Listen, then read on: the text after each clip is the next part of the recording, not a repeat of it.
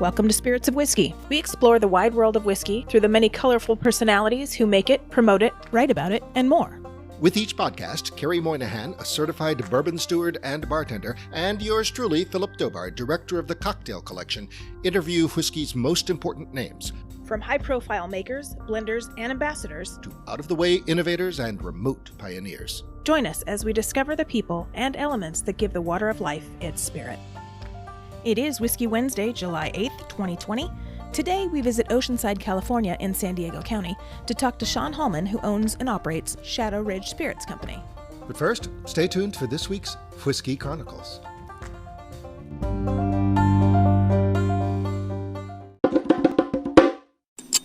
As a woman, diversity has always been important to me. It is one of the reasons gender parity is a hallmark of our show. Historically, the American whiskey industry has been dominated by white men of Anglo-Saxon descent.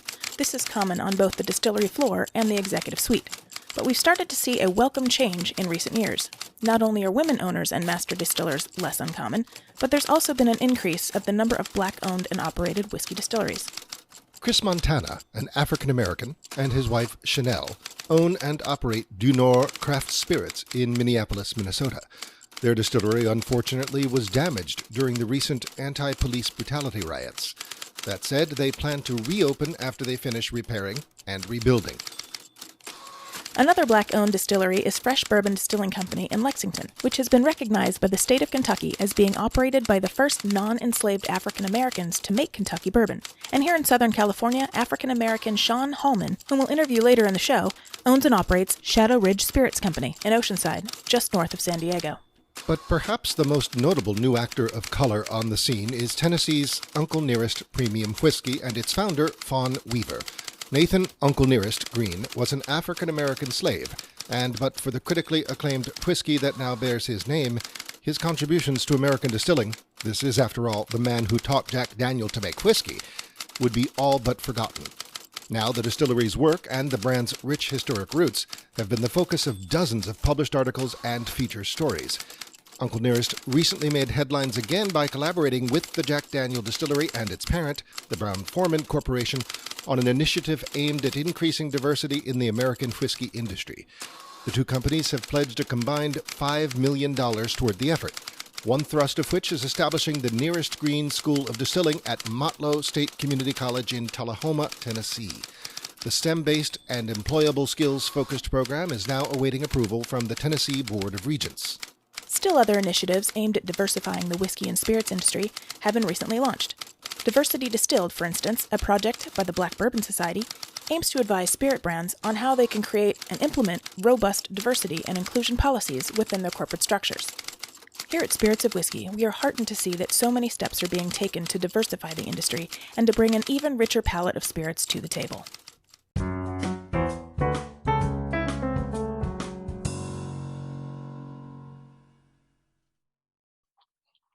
Our guest today on Spirits of Whiskey is Mr. Sean Hallman.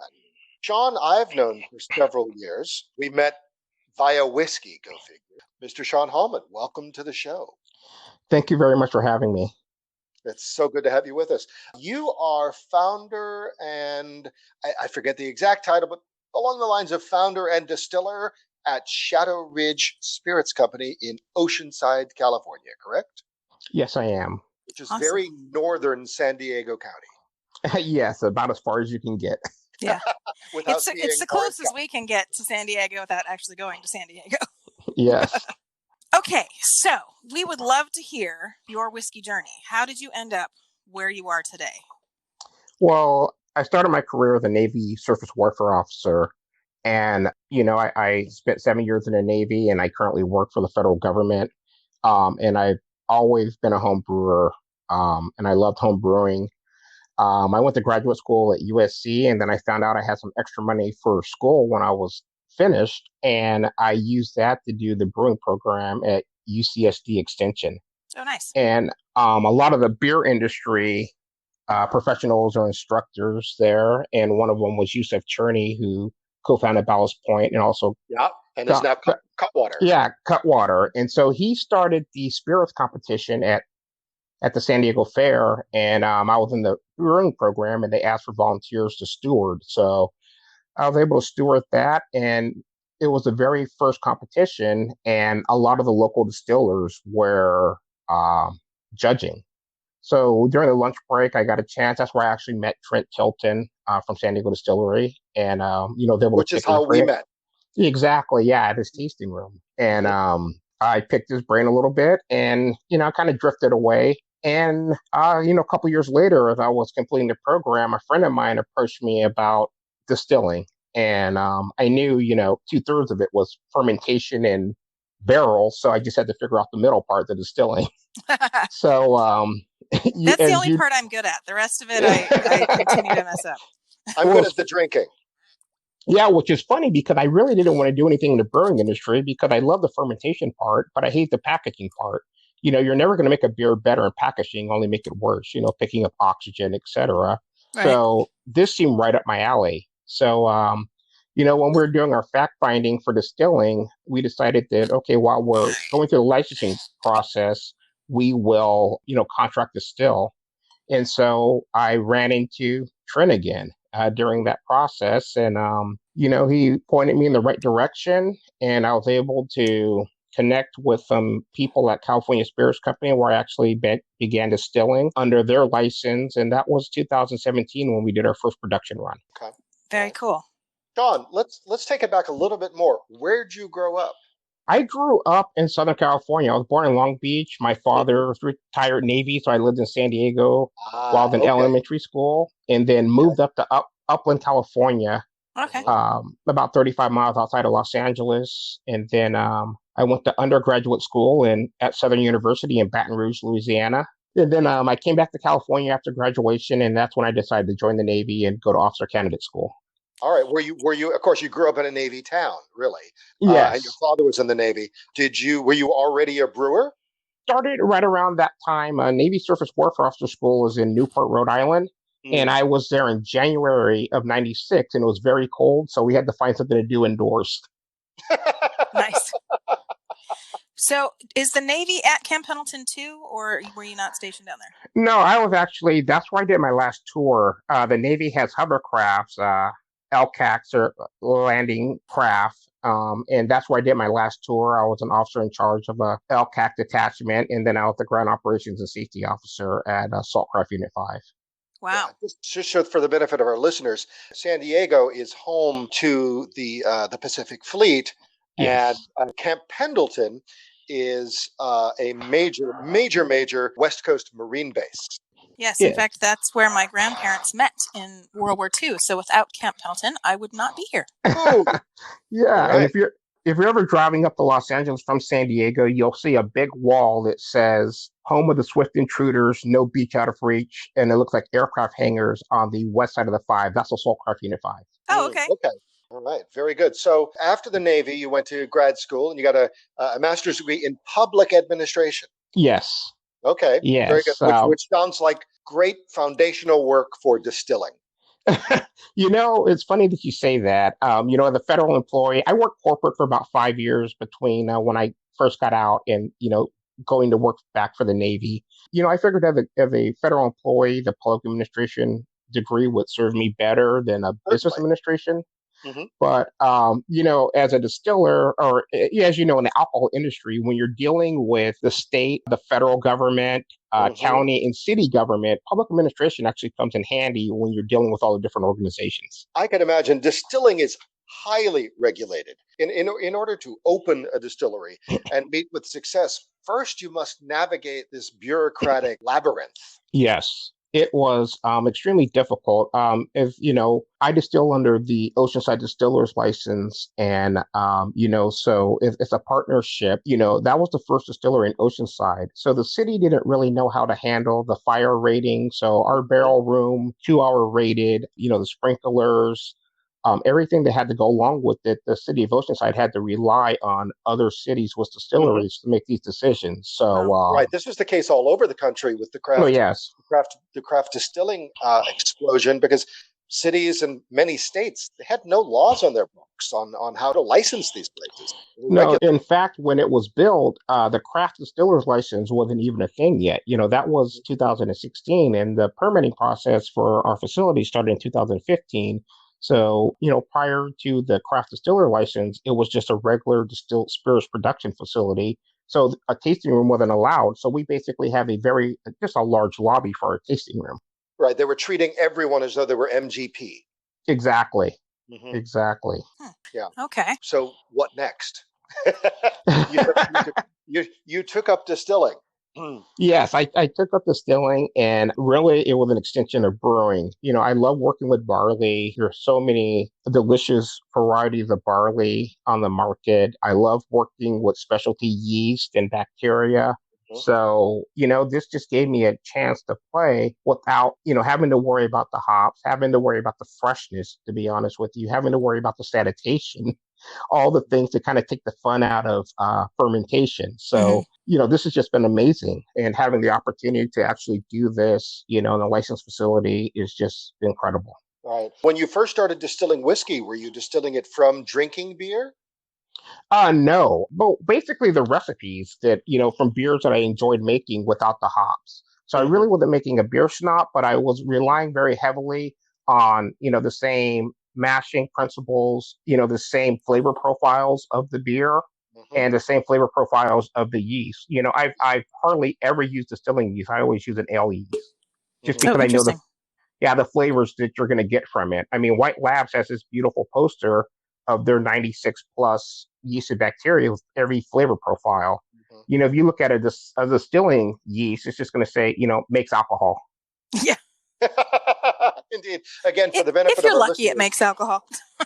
Again, for the benefit of our listeners, Sean used a term, beer schnapps. Everyone's familiar with not because they had a bad experience with it in high school or college.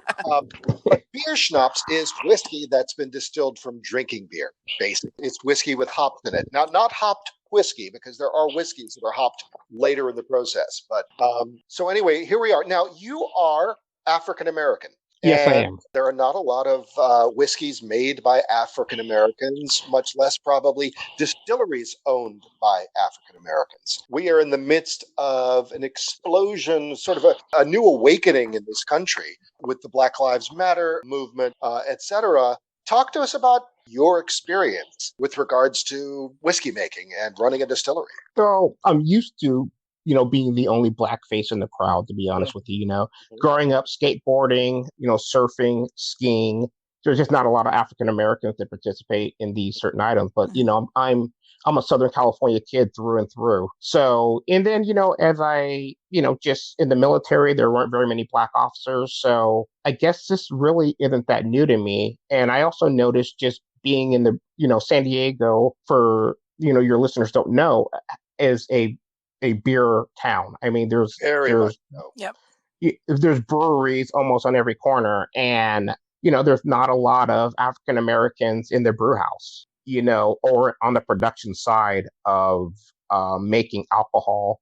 I'm not very familiar with wineries, but I mean, now that we're learning more and more about the history, African Americans played an integral part in early whiskey production in the United States. Right. And so, this has been great. I mean, I hate that something, the George Floyd incident had to happen to cause this explosion, but I'm very happy that it's coming to the forefront of that, there are African Americans in this industry. We want to be part of this industry. And as we mentioned before, the barriers into this industry are very, very stiff. Yeah. Well, sometimes tragedy begets awareness, and awareness sometimes begets action. And yeah, absolutely. That's where we see change. Absolutely. And hopefully that's exactly what's going to happen. So Shadow Ridge, where did the name come from? So Shadow Ridge is actually a neighborhood in Vista area, and that's where we were going to establish our distillery. And then, we were overcome by events where we were contract distilling at California Spirits Company and then moved over to Oceanside Distillery. So, just kept the name Shadow Ridge, and we're actually going through rebranding of, just going to be called SR Distilled. And why are you changing it to just SR? Well, there's a wine called Shadow Ridge, and the United States trademark did not want to grant there's enough to cause confusion in the class. They don't separate beer, wine, and spirits. It's just one class. Right. So we're actually going to rebrand. Everything is going to look very similar. We're just going to incorporate under the name SR Distilled. Okay, cool. I was wondering that when you sent the other logo. Yeah, but we'll know. Yes. No, yeah, we're going to go through a transition. Unless we're going to go through a transition period of probably about a year and include both logos and then, just phase the Shadow Ridge out over the next year and a half. And then you can make up all manner of things. When people say, what's the SR stand for? You can come up with, Exactly. It's going to buy you some time to figure out exactly what SR is. Yeah. Sexy something or other. Yeah. Sexy Ricket. Along the same lines of the logo, your labels are gorgeous. Who did your design?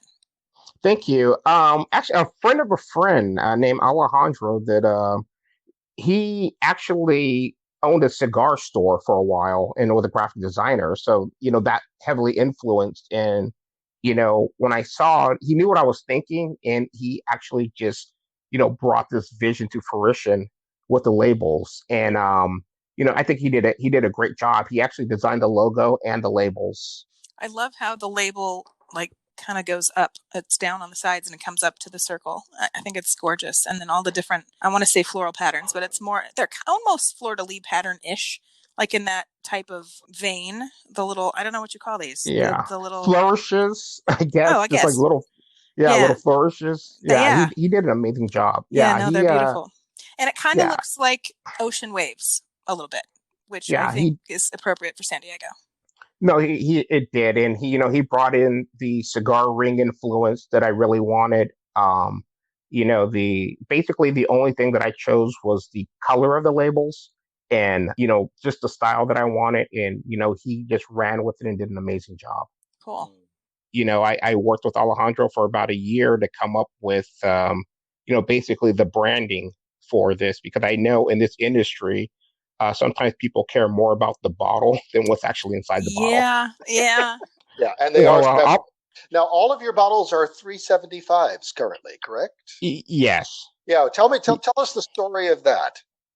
So all of our maturing has been done in 5, 10, and 15 gallons. We're extremely small batch, so the 375 made a lot more sense to take the market just to be able to supply and to replenish, as opposed to a 750 milliliter. Mm-hmm. And they're beautiful, but that's presented you with something of a challenge when it comes to off-premise retail. Yeah, absolutely. There's a lot of liquor stores that they're only licensed to sell 750 milliliters. And, I was talking to a friend of mine that's a distributor in Chicago, and, he confirmed that basically, the spirits industry in the United States has been programmed to only deal with 750 milliliters, where, you'll find in other country that spirits are, 500 milliliters, 700 milliliters, even 250 milliliters. Right. I feel like I heard something recently that rule might be going away for the United States. I'm going to have to look into that. That would be great if it wasn't, because out of country people only do the 750 milliliters for us because we have to have it. So. And it is inconsistent across alcohol categories. A couple of years ago, we were doing a sake dinner, and the sakes were in all manner of various sizes. We were like 6 or 7 sakes across the dinner. We're like, what's the deal? So we looked it up, and indeed, sake is exempt. Oh, wow. Of course. Okay. Yes, I can imagine. Yeah. I don't know about you, Philip, but I'm ready to do some tasting. The whiskeys. You make 4, correct? Yes. I currently have 4 whiskeys on the market. Okay. And there's a bourbon. Yes. There's the Hallman rye. Yes. Okay. Humbly named. After my father, actually. There you go. I thought that might be the case.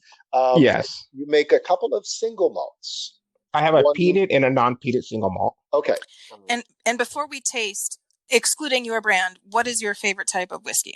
Is it single malt, rye, bourbon, Irish, Japanese?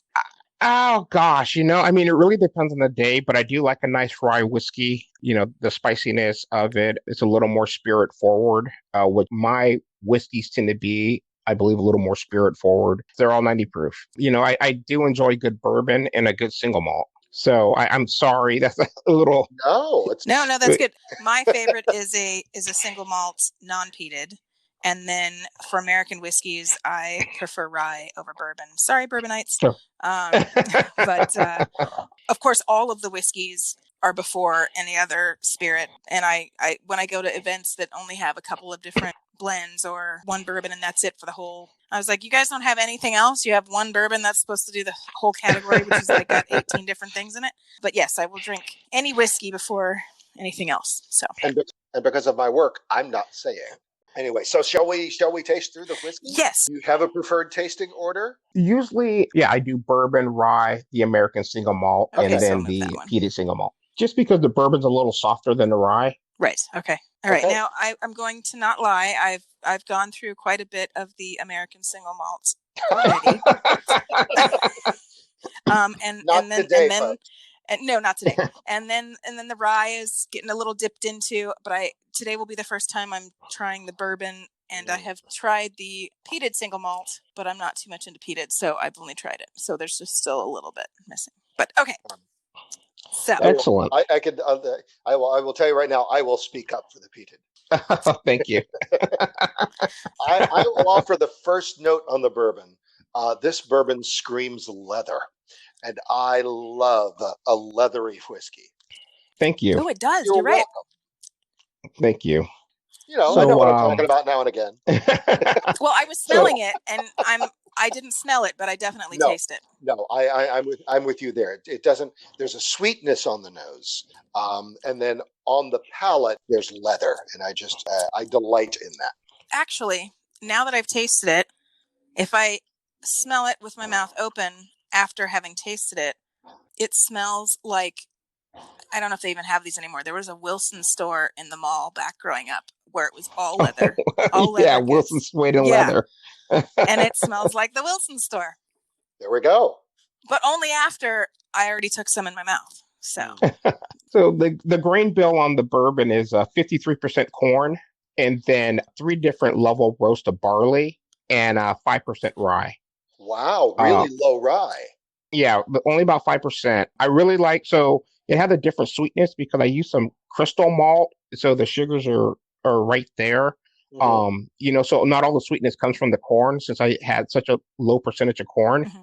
But as I mentioned before, I love working with barley, and I love working with German malts because I think they have a lot more flavor. Mm-hmm. So basically, the Munich and Vienna malts are what I really like to play with. This is where your brewing background really supports this, innovation here, I think. Yeah, because when I build a grain bill, I start with the barley, and then basically, from there, the law, okay, I'll make sure that I have at least, 51% corn, right. A higher percent of rye when we get to the rye. But, that's really why that's the core of my grain bill is the barley. I really do like this. And I think maybe it is because you have such a high barley content. It gives a little bit more maltiness, mm-hmm. and not as corn sugar tends to be a little sharp. Yeah. And since I don't have the luxury of having my spirit sit in the barrel for 6 to 8 years, I need that to round out. Mm-hmm. So I tend to, really push the envelope with the other grains to soften up the spirit a little bit. Mm-hmm. Mm-hmm. Cool. All right. Well, I'm going to try the rye. So the rye's a higher percentage. I'm going to say this. I don't know if anyone's told you this, and don't be mad if this isn't a good, but this brings me to a childhood smell. I smell Play-Doh. I smell Play-Doh. Do you smell that, Philip? No, okay. But I'm gonna ride the wind with you. Do you know what Play-Doh smells like? I do. Okay. Well, yeah, I do too.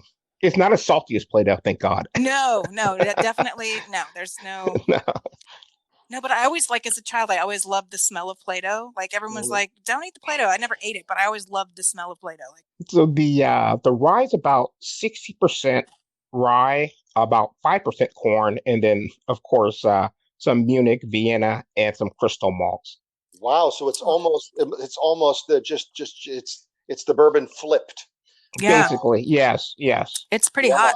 I mean, we've all heard of high rye high rye bourbons and high corn ryes, but never high barley bourbon or high barley Yeah. rye. This was Good going for to be a little you. more. It does not taste like Play-Doh. Oh, thank you. At all. Oh, no, that's really good too. I really love, like, that's definitely a different kind of rye, and I like it. No, this is lovely. Have you had any tasting events where you did any food pairings or anything like that before this whole COVID? We've only done one actually when we had a soft opening of, are our spirits ready? So we did some pairing with some dark chocolate, some sorbet to cleanse the palate, but we haven't had a food pairing per se since. Okay. Well, we'll have to rectify that once this COVID nonsense is done. Indeed, because I would like to eat with this whiskey. Yes. Yeah. So the American single malt. Yes. Talk to us. So the American single malt is definitely my ode to brewing. Whenever somebody would ask me, "Hey, how long have you been brewing? I want to start brewing." And I'll ask them, "What do you want to brew?" "Oh, an IPA, a Belgian, etc." I'm like, "No, you probably want to start with a stout or a porter because they're easy to cover up mistakes." So when I started fermenting for whiskey, this was my first fermentation because I added a dark roasted malt in there, like it's a chocolate malt. I taste that. And that could really cover up flaws. And I was really surprised on how well that flavor traveled through the still to the other side. I totally and if there's a fault here, I can't detect it. Yeah. Thank you. Yeah. So and I tell everyone that one, as far as for me to pull out tasting notes, is the easiest because it does have that coffee chocolate finish at the end. Yeah, I love all of your whiskeys, but I think this is easily the most characterful of the four. Thank you. Yeah, no, I can definitely taste that dark, malty, chocolatey. Yeah, it's good. And then that is matured in an ex-bourbon barrel. Okay. One of yours? Or so when we started, because I wanted to start production at the same time, we were actually able to get some Balcones baby blue barrels. Yeah, because traditionally they did all their maturing in 5-gallon barrels, so they would end up at home brew shops all over America. And as I mentioned, my friend that owns Guadalupe Brewery, he was able to get some. So I said, this is fantastic, because I thought I was going to have to wait on the production of the 2 single malts, but I was able to to distill the bourbon, get that in barrels, the rye, get that in barrels, and then also the American single malt and the peated single malt to get that in barrels also. Wow. And so now I'm at a point to where, my barrels that I've matured for 2 years, I have some 15 gallons and some 5 gallons that, that are over 2 years that I'm bottling now. And then I'm backfilling those with both single malts. Okay. All right. The peated, or what you just call your single malt whiskey? Yes. So that is, I wanted to put an American twist on it. So it's out of the grain bill, about 60% of that grain is smoked. And then out of that 60% of it's peated and 40% of it is cherry wood smoked. So it's not 100%, peated barley, nor that 100% peated grain bill. But I wasn't going for a campfire or a Lafroig and Lagavulin profile. I'll say here, the cherry wood explains a lot. It does. It's actually, as I taste this one, I do a lot of barbecue smoking, and I'm going to be smoking this weekend for my roommate's birthday, and I think this will be served alongside. And that's exactly what I had in mind when I came up with this grain bill. Something that you can have, enough that you can. I love a good steak. I love a good smoked brisket, pulled pork. Sometimes you want a whiskey with that, and that kind of cuts through the fat a little bit. Yep. And I thought that the cherry wood smoke, I didn't want to use a mesquite or hickory, but I wanted something a little more unique, in the grain bill. But I also wanted something that wasn't too overpowering, that you could still drink and still taste your food. I know sometimes that smokiness can numb your tongue a little. I have a spiced cherry bitters that I use when I make my perfect Manhattans instead of Angostura bitters. And then once upon a time, I was in a contest to become a brand ambassador for Grant's whiskey. And we had to come up with a 3-part recipe using Grant's as one of the ingredients. And I came up with the cherry Grant and I used their whiskey, the Grant whiskey, and the cherry bitters and grenadine. And I did it in such a way that it really kind of brought out, obviously, the cherry. And I called it the Cherry Grant because Hollywood and it was Grant and whatever. But I could totally see making the Cherry Grant with this instead of the Grants and having that whole peated flavor really touched down with the barbecue. Oh, that'd be interesting. Very interesting. That would be a great segue to our cocktail talk, but I have a couple of spirits questions still. Of course. Sean, you have a distillery only cask strength edition of one of these, don't you? Yes, I do. Oh, which one is that? Yes. It's a rice whiskey that's matured in a bourbon barrel. It's a what whiskey? Rice. Oh, rice. Oh, the rice whiskey. Ooh. Okay. Yes. All right. Okay. And how come that's a distillery only? That's not an unknown mash bill or grain choice, but it is unusual. Well, yes. Yes, it's a 100% rice, and I have to give Trent Tilton credit for that. He said, hey, you should do a rice whiskey. And, it really pushed the envelope on the fermentation and mashing just because you have to serialize it. But, in Asian countries, they've been making rice spirits for millennia. Right. And so I just did some research and bought a lot of enzymes and was able to get the sugar that I needed out of it. Was able to find some sake yeast and some ale yeast that had the flavor profile that I was looking for. Distilled it to about 125, proofed it down to about 125 and put it in the barrel. Wow. And it's been playing in there for probably about 18 months. Okay. Is that going to see the market at some point? Yes, as soon as I can get my formula approved by the TTB. Oh, okay. That's always the problem, isn't it? They're probably thinking, rice, well, that's the FDA. That's Exactly. Yeah. So are you able to, can you taste it when you go to the distillery, or is it still not, no one can have it but you? All of our tastings are by appointment only. Okay. And so we are able to taste it. Oh, great. Okay. So road trip. Very soon, road trip. Yep. All right. Very good. Very good. So about cocktails, we discuss cocktails with all of our guests, but we never ask them what their favorite is. We ask, what are your go-tos? What do you prefer in terms of category? A stirred, a shaken, a built? Muddled, stirred cocktail. Does looking at water while I drink my whiskey neat, does that count as a cocktail? Or do I actually have to put something in there? No, that doesn't count. No, probably for my bourbon, I really like a good smash cocktail. Bourbon smash with some lemon, simple syrup, and mint. That is probably as far as a whiskey cocktail, that's probably one of my favorite. Okay, all right. Sometimes I do substitute the rye, and they're basically the same cocktail. I have actually made a chocolate old fashioned with that the American single malt, the non-peated, with chocolate bitters, a dash of chocolate bitters, a dash of orange bitters, and some orange zest. Mm-hmm. It really brings out that finish in the spirit. Yeah, and I really haven't had too many cocktails with the peated spirit, the peated whiskey. Yeah, it's tricky. It's tricky. It is tricky. It is. It's tricky. It's tricky. It really is. Now, you make some other spirits. You make a couple of rums. Are you a fan of rum cocktails? As long as they're not too sugary. Of course, on a hot day, a mojito's refreshing. I know it's not very original. No, but that's true. When it's very refreshing. Yeah. Yeah, it's refreshing. So I'm looking more for refreshment with a rum cocktail. And then a dark rum, I prefer to drink it just neat, or maybe with a little bit of ice. Mm-hmm. Okay. All right. Or a dark and stormy, if my arm is twisted.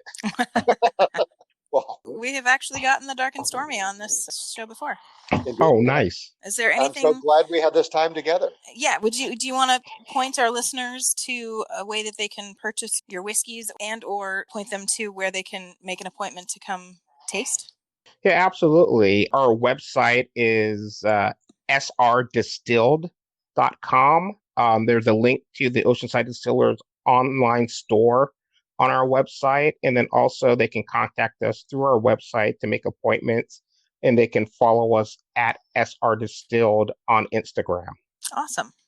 Great. Wonderful. Well, Sean, thank you so much for being on the show today. This is very much fun getting to actually taste these whiskeys with you.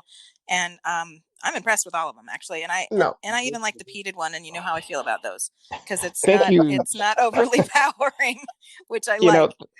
Thank you so much, not only for me and, African-American distillers out there and, just the craft spirits industry in general. Drink local. Yeah. Drink local. I love it. Yeah. Early and often. Yes, early and often. Thank you so much. Don't drive. No. Thank you so much. Thank you so much for being on the show.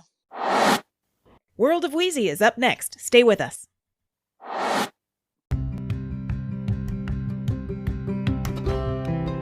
Hey, Louise, how are you? I'm good. How are you doing? Good. Did you have a nice hiatus for the holiday week? I did. I went camping with some friends to try to escape the heat here in LA, although where we ended up, it was still hot as hell. So, but we were able to dip in a lake, so it was wonderful. Oh, that's nice. I wish I could be in a lake right now. Were you still in Southern California for this trip? I was in Southern California. I was just north of LA. I should have gone to the beach. Which takes us to Oceanside. Yes, Oceanside, California. That's where Shadow Ridge Spirits Company is. And that is our whiskey of the week. Awesome sauce. I really enjoyed their rye. Yes, so the Hallman rye, that's named after Sean's father. So that was nice, a nice homage to him. So what'd you feel about it? Well, I loved it. I love rye whiskey, so I was thoroughly enjoying it. And because it was so hot, and also knowing that this distillery is in Oceanside, I got to thinking about how it would be so delicious to make a rye smash with that. With that spirit, with a little simple syrup and lemon and mint. I just thought, how refreshing would that be with still a little bit of like ballsy bite behind it. And then once I started really thinking about that, I thought, well, what would taste really delicious with that is some soy glazed grilled mackerel. I love all of the fish that come out of the waters down there in San Diego, and I've had some really great mackerel, and I think that like the fatty fish pairs really well with a rye whiskey. And so, but because it's summertime, I'm thinking like, okay, if we had like a nice soy glaze and then a fresh pineapple and radish cucumber salad to go with it, oh my goodness, I think would be super delicious. You got a whole meal right there. Yeah, that's what I do. I don't count sheep at night. I think about the next dishes I'm going to make. So yeah, that's it. That's what I would do with it. Well, that sounds delicious, and I can't wait to try all of that again together. Maybe I'll do that, instead of the next barbecue, then maybe the next time I go to the market to get a big barbecue meat, maybe I'll grab that instead and do that refreshing. It's been extremely hot, and I think a nice meal like that sounds perfect. Yeah, it's the summertime. I just love fish, and I can eat fish morning, noon, and night every single day of my life. But like this time of year, especially when I'm thinking about a lot of different spirits that we associate a little bit more with cooler climates, I think there's still a way to enjoy them in a slightly different manner this time of year. And a lot of it, the pairing, it's like the last thing I want right now, honestly, is like a big fatty hunk of meat. Right. To me, like, you could do the same exact preparation even with just a soy glazed mushroom, like a big portobello if you were vegetarian, and that would be perfect this time of year. You don't have to be vegetarian to eat that to enjoy it as well with your rye smash. So all sorts of options. Great. Well, thank you so much, and I look forward to hearing about what we're going to come up with next week. Sounds great. I'll talk to you then.